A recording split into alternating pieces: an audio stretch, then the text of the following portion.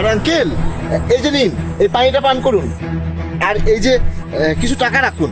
আজ আমি অনেকদিন পর বিদেশ থেকে দেশে এসেছি। বাড়িতে যাওয়ার আগে এই টাকাগুলো আমি আপনাকে দিয়ে যেতে চাই। নিন।